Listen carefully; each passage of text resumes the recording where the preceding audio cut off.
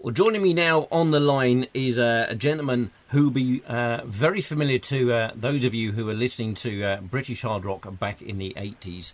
But he's back with a fantastic new album. The gentleman in question is Mr. Gary Moat. Welcome to rockposer.com. Yeah, thanks very much, Dan, yeah. Obviously, the band is Burnt Out Wreck. The album is Swallow, which is out now. And it looks like it's going down very well with the critics so far. Yeah, we've had nothing but good reviews. I must say, I'm absolutely flabbergasted. Why are you flabbergasted? You obviously are proud of the album. Are you just surprised that people remember who you are, or just the way the scene is at the moment? I think the way the scene is, yeah. And obviously I've been away from it for so many years. And obviously this is the first release from anyone in heavy painting really for, 29 years or something. Yeah, I was trying to work it out actually. When did the band, was it 88? 88, 89, definitely 88 was probably the last time. 89, 88, 89 was the last time that the five guys in heavy painting were in the same room together, you know. it is, Hammy moved to the States, obviously, and some of us live in England, some of us live in, still up in Scotland, in Glasgow, so, yeah.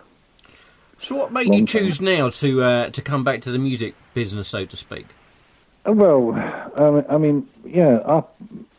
been writing songs, obviously we all have ever since then, but I just had all these great tunes, and I just thought, I'm really missing having a band together, really, and getting out and about, and just doing it, so the time was right, and I just decided that this year I was going to put them on record, instead of just like maybe getting a couple of gigs here and there, so that was the difference. It was actually going into the studio and actually putting it down, and then that turned into the monster that we have before us now, and everybody just got behind it and said, yeah, this is great, love it. I mean, I like it because it's, and it's funny, I've said this regarding a few releases in the last sort of 3 to 4 months, it's just a good, honest hard rock album. There's no... I'm getting fed up all the project bands and everything. It's nice to have what I call a good, honest, and I'm not going to use the word old school, although people could throw that in the mix, but it's just a good, honest rock album for me. Yeah, I totally agree. We went in there, myself and my guitar player, Adrian Dunn, the band that you see on the internet at the moment, they were put together after the album was recorded. So they're not actually on the album. It's only myself and Adrian that are on the album from the band. So we went in there, and obviously I started laying the drum tracks down and stuff, and all the guitars, and it just built up from there.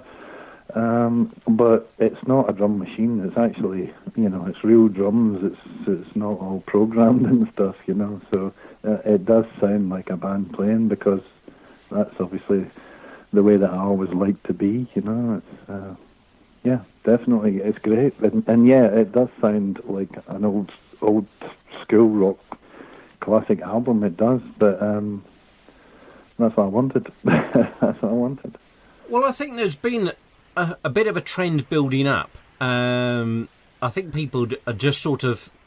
Nostalgia's probably maybe not the right word, but people are sort of looking a little back with a bit misty-eyed somewhat, because there's an awful lot of new stuff come out which has got heaps of 70s British rock about it, and it's just... I think it's just nice to for me, I'm an old fart as well, and it's although it's a new album and it doesn't sound stale, but it takes me back to a time which I really enjoyed as well. So it's a win-win for me, really. Yeah, and me. I mean, it's the lack of music like that that's probably prompted it in the first place. It's made me get off my butt and get out there. It's like.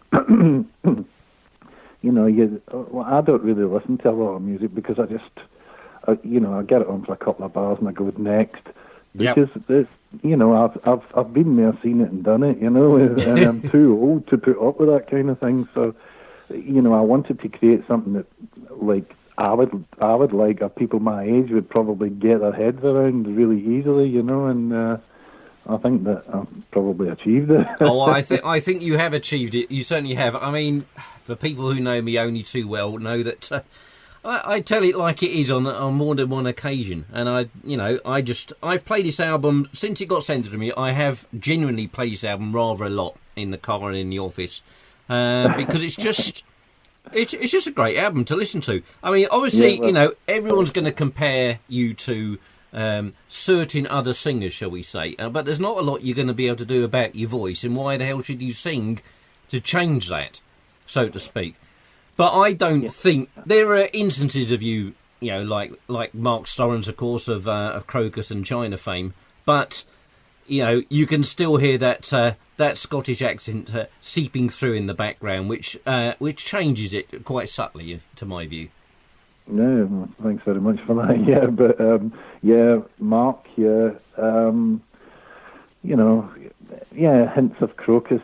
I find that quite funny because if you actually go way back, obviously, that's not a deliberate thing. It is exactly the way it is just the way I sing.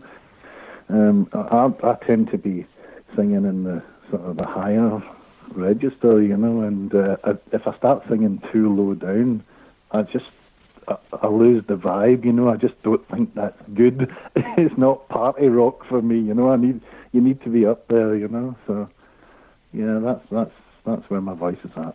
Well, thankfully, you've still got a voice that you can record successfully without any sort of trickery, so to speak, unlike some other artists who we won't mention.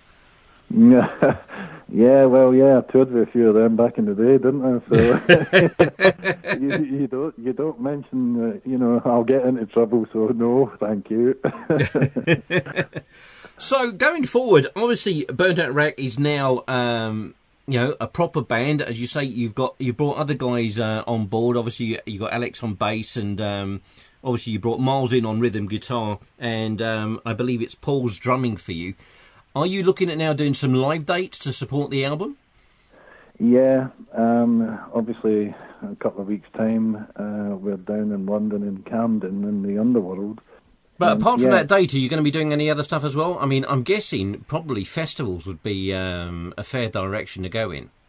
Our agent is talking to festivals. I think that once we had done the album, we came into 2017 about late, as you know. You're a year in front for gigging, so you're booking gigs for 2018 now, and for the past few months, really.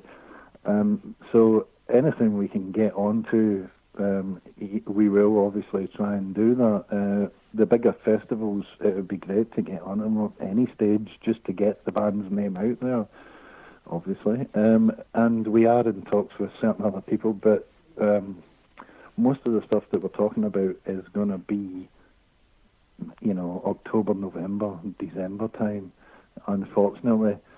We have got a couple of plans for June, July-ish, and it would be great, but I can't say as yet because it's not confirmed yet. So, no, sure. Yeah, just look a bit silly there, so in case it falls apart. But thankfully, there are an awful lot of festivals going on now, so the avenues are opening up for bands. Because there's some good packages put together, which I guess financially, from a band's point of view, probably makes a lot more sense. Because let's face it, no band starts these days in it for the money. No, this is not the 80s, I'm afraid, unfortunately, for everyone, and obviously the internet doesn't help, does it, so everybody thinks that if you're in a band you're making money. Just ask yourself this question, how do you make money when people are downloading it all? People don't want to pay you for playing gigs, how do you make money? What is that then? You just, come and play for free, come and drive 600 miles and get 5 guys in the average age of 50 together, and they do have day jobs, It's like people think you all live in one house and you're just going to pop up out the back of a van and set up a big, massive rock show, and be happy to do it for free. No, you can't do it. It just doesn't work. Yeah, okay. So from a money point of view, Did you release this on your own label simply because you wanted to get out there? You know, was there interest from other labels, or did you just prefer to want to keep it under your own control?